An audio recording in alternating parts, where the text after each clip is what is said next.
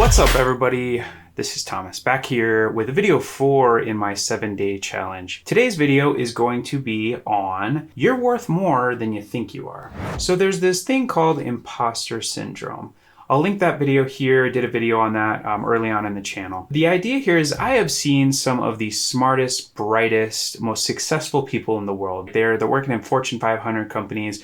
You look at them as just brilliant people, and they're still doubting themselves. They're still asking you questions about whether they're good enough, or they're taking lower negotiations on pay rates because they just don't think they have the skills. It's kind of crazy. I don't know if it's something specific to the design world, development world. I don't think it is. I think this happens in a lot of different career paths, but people just never feel confident about their skills and what they know. So what this leads to ultimately is people taking lower rates on salary. It leads to people not asking for that sign-on bonus that they might have been able to get. That probably doesn't apply to you fresh out of school, for those people that are fresh out of school, but as you get more seasoned and you get some experience and you get a couple jobs behind you, you should be asking for a sign-on bonus. And if you don't value your skills and you don't think that you're worth what you probably really are to these companies, you're not going to be asking for these things. You're just going to take whatever they offer. So what you might not know if you've never been in the position of a hiring manager is most of the time these companies and these people are looking for someone to fill a really urgent role. They are either ramping up on a project where they're trying to hire a bunch of people and they have deadlines from their uppity-ups that want something done by X date. So they are hiring people in order to fulfill this desire from the company to hit a deadline. Or maybe someone just left the company and they're desperately looking for someone to fill this spot so their production and their work stream doesn't go down. Really, you need to look at this as you're the position of advantage here. You're the one who has the advantage in the negotiation tactics here, especially if you've already got through a couple rounds of interviews, 1, 2, 3 rounds of interviews on some of these jobs, and you get to the end and it's time to start negotiating pay. You're usually in a pretty good spot to negotiate. Actually, try to ask for more because they have already spent the time to interview you, to evaluate you. And when you get to this spot, you're usually in a pretty good position to at least negotiate a little bit.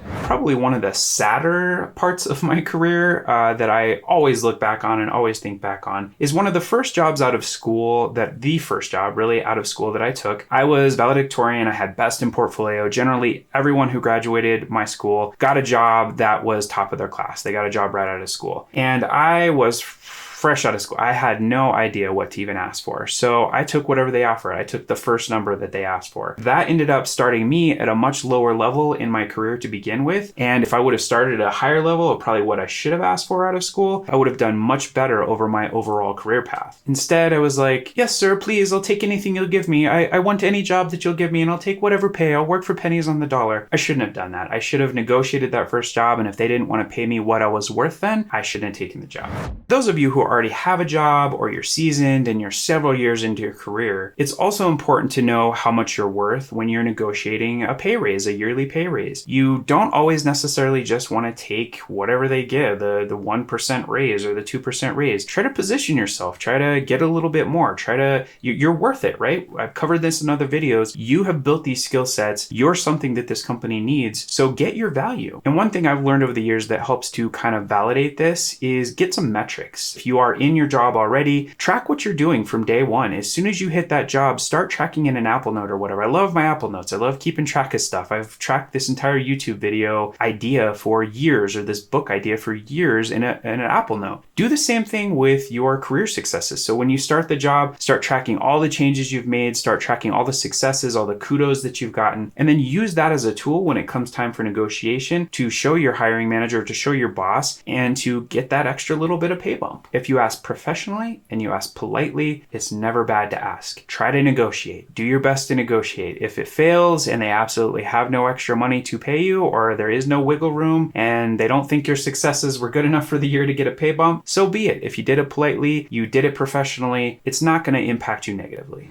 Ultimately, you just need to know what you're worth. You need to understand that all of these skills that you've built over the years are valuable. They're valuable to these companies. They need this type of skill set. So another tool that I've kind of used over the years is always be willing to jump jobs. Always be willing to move if you need to, for whatever reason. Whether you're not happy, if you're not happy at a job, leave, get a different job. And what happens is, especially in design and development world, I'm not sure how this applies to other careers and other career paths, but recruiters will be just like sharks in the water. They are looking to fill a position. And a lot of times with these companies, because of the position that they're in and they need to hire someone quickly, you can throw out crazy high numbers. If you already have a job, you can negotiate a lot better and a lot more efficiently, because you can say, I want 20% above what I'm making right now. And if they don't take it, so be it. You still have a job and you continue on your path. But sometimes, and a lot of times, like in my career path, personally, I've thrown out that number, a crazy number. And I'm like, hey, I want this. If you want me to move over to your company, I want this.